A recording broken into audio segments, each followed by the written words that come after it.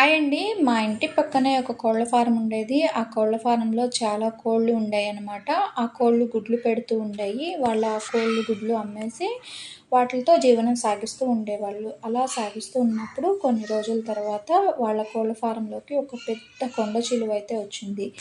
కొండ చిలువని ఎప్పుడైనా ఎవరైనా చూసారా? నేనైతే చూసానండి. చాలా పొడవు 6 ఫీట్ వరకు ఉంటుంది. చాలా వెడల్పుగా ఉంటుంది. అది ఒక్కసారిగా ఒక కోడి మొత్తాన్ని కూడా ఒక కోడి వెయిట్ వచ్చేసి 2 కేజెస్ అలా 1½ కేజీ 2 కేజెస్ ఉంటుంది.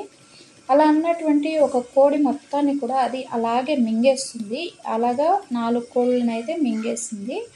అలా మింగేసి అదైతే కదలలేకపోతుందనమాట. కొండ చిలువలు వాటిని అప్పుడే తినేసేవు. మింగేశాక అవి అప్పుడు జీర్ణం చేసుకుంటాయంట.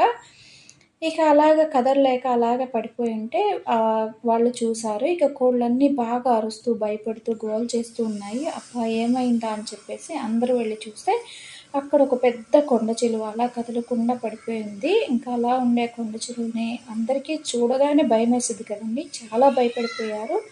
ఇక అలా భయపడిన తర్వాత ఇంకా చుట్టుపక్కల ఉన్న వాళ్ళందరినీ తీసుకొచ్చేసి గుణపాలతో దాన్ని పొడిచారనమాట. పొడిచినాక దాన్ని మొయ్యాలంటే ఒక నలుగురు పట్టుకొని దాన్ని తాడు కట్టేసి నలుగురు లాక్కుంటా యేసుకొచ్చి దాన్ని ఒక మంటలో వేసి కాల్చేశారు. ఇక ఆ తర్వాత కొండ చిలువ చనిపోయిందనమాట. ఇక అలాగా వాళ్ళ కోళ్ళనైతే వాళ్ళలా కాపాడుకున్నారు.